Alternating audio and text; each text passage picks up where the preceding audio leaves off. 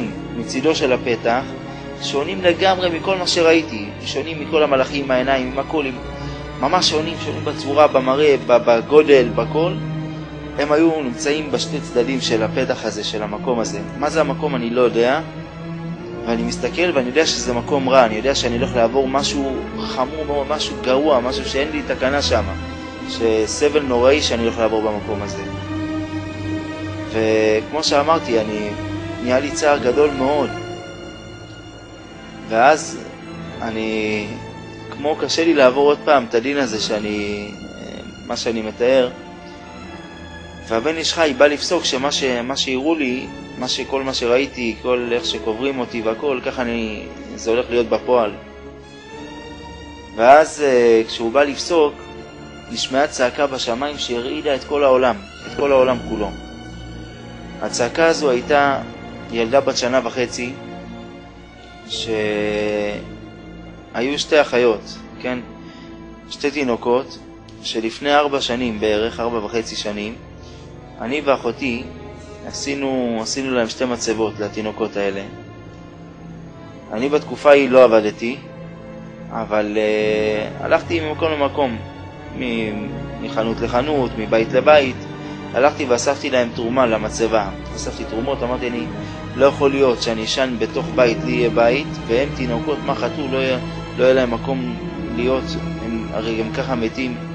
כאב לי והתחלתי לבכות, והלכתי אספתי כסף לנפטרים האלה, לאותם נשמות. אז נשמעה צעקה בשמיים מהילדה הזאת, מאותה תינוקת. אחת נפטרה לפני 40 שנה ואחת לפני 41 שנה. לאחת קוראים זמירה, לשנייה קוראים אמירה. ואחת קבורה בקריית שאול, אחת קבורה בחולון. וזמירה הביאה צעקה בשמיים שהרידה את כל העולם כולו. את כל העולם. כשאני אומר עולם, לי זה ברור שזה הרבה עולמות. והיא צעקה, חכם יוסף חיים, חכם יוסף חיים. האיש הזה עשה לנו מצבות, היא דיברה בלשון רבים. הדרך שהלך בעיניכם לא נחשב, ככה היא צעקה. ידוע שאדם הולך לעשות מצווה, או הולך לבית הכנסת, או כל דבר שהוא הולך לעשות לצורך מצווה, השכר, הדרך שהוא הולך זה שכר גדול מאוד. אותה תינוקת צעקה, אמרה חכם יוסף חיים, הדרך שהלך בעיניכם לא נחשב, ככה צעקה. היה פליאה בשמיים, היה פלא גדול, איך יכול להיות? בזמן שבאים לפסוק במשפט, כל השערים בשמיים נעולים, גם בפני סניגור, גם בפני קטגור, כי יש כבר פסיקה, יש החלטה. באו לפסוק, לאן אני אכנס, לגיהנם, לאיזשהו דרך. רצו לראות מה יעשו עם אותה צעקה, עם אותה אחת. היה פלא גדול על זה. ובשמיים מחפשים על האדם, מחפשים עליו זכויות, הפכו את הדרך שהלכתי. ראו כמה את הדרך שהלכתי, הפכו את זה לזכויות, והביאו את זה לשכר שלי, לזכויות שלי. הפכו את זה לזכויות. יצא שהתקרבתי הרבה בזכויות, אבל נשארתי עוד רחוק מלהיות זכאי. התקרבתי הרבה, אבל נשארתי רחוק מלהיות זכאי. ואז אותה אחת, אותה ילדה בת 1.5 שנה, צעקה חכם יוסף חיים, חכם יוסף חיים. האיש הזה עשה לנו גילוי מצבה. גילוי מצבה אמר לנו הרב של הבית עלמין, כששאלנו איפה, אם יש דבר כזה, שם כזה שמופיע, אז אמר לנו כן, חיפשנו וזה, ואמר שגילוי מצבה צריך לעשות מתי כשאין מצבה, ולה לא היה לפני כן, אז אמר צריך לעשות לגילוי מצבה. זה מביאים 10 אנשים, ומביאים שם ברכות, שיעשו ברכות והכל, וכך אומרים עליה קדיש ודברים כאלה. אז אותה אחת אמרה חכם יוסף חיים, הוא עשה לנו גילוי מצבה. אמן אחד שאמרו שם, בעיניכם זה לא נחשב, ככה היא שאלה, בעיניכם זה לא נחשב? נהיה פלא גדול, נהיה רעש גדול בכל העולמות. עכשיו מה יעשו רצו לראות מה יעשו עם הדבר הזה.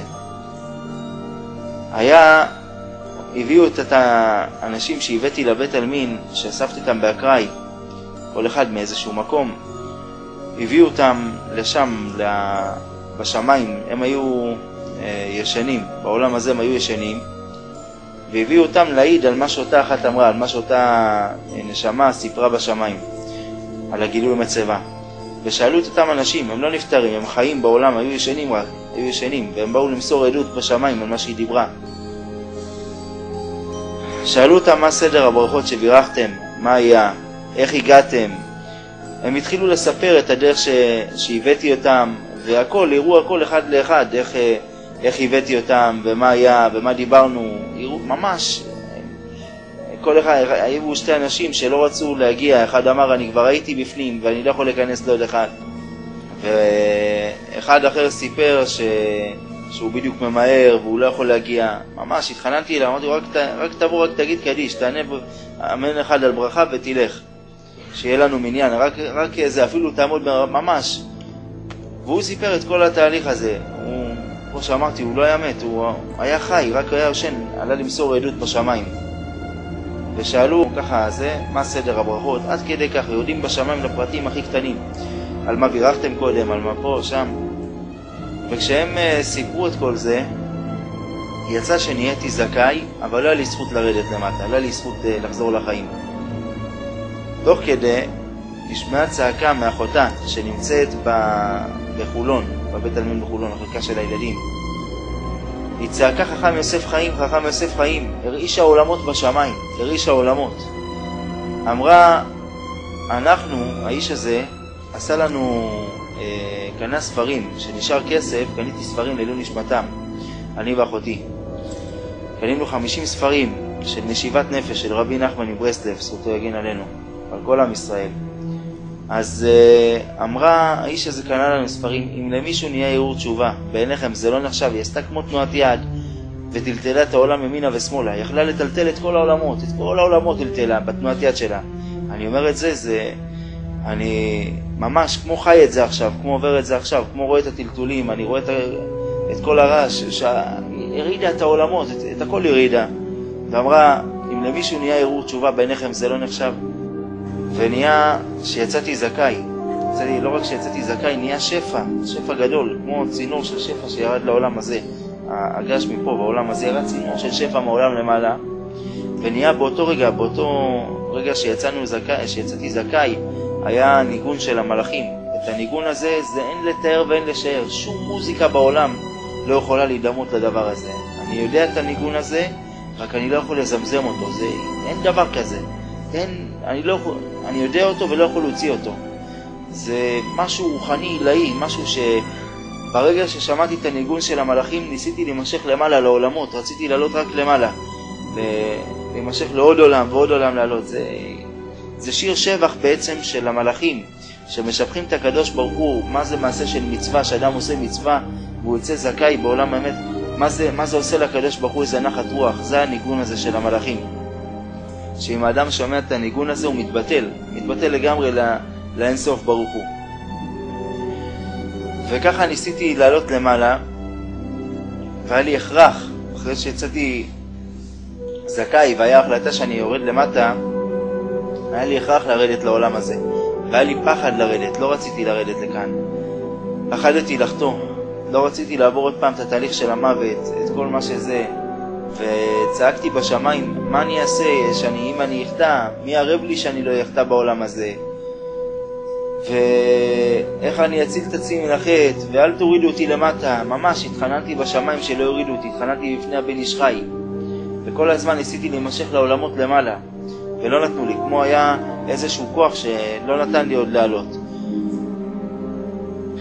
ואז שהבנתי שאני לא יכול להישאר בעולם וחייב לרדת למטה, ביקשתי מהבן איש חי, מחכם יוסף חיים עליו השלום, זכותו תגן עלינו ועל כל עם ישראל, ביקשתי ממנו שיקח אותי לרבי יונתן בן עוזיאל, שרגע לפני שאני יורד אני רוצה לראות את רבי יונתן בן עוזיאל. ואז הוא העלה אותי. המלאכים לא היה להם רשות לעלות לעולם הזה של הצדיקים. זאת אומרת, צדיק הוא יותר ממלאך, הוא יותר מהכל. צדיק שבשמיים, מלאכים אין להם רשות לעלות לשם, אין להם רשות. לא היה להם רשות לקחת אותי, עד כדי כך שלא היה להם את הכוח לעלות אותי למעלה. הוא עצמו לקח אותי, הבן איש חי לקח אותי, העלה אותי, ממש בן רגע ככה היה חשוב, וכבר עליתי למעלה לעולם למעלה.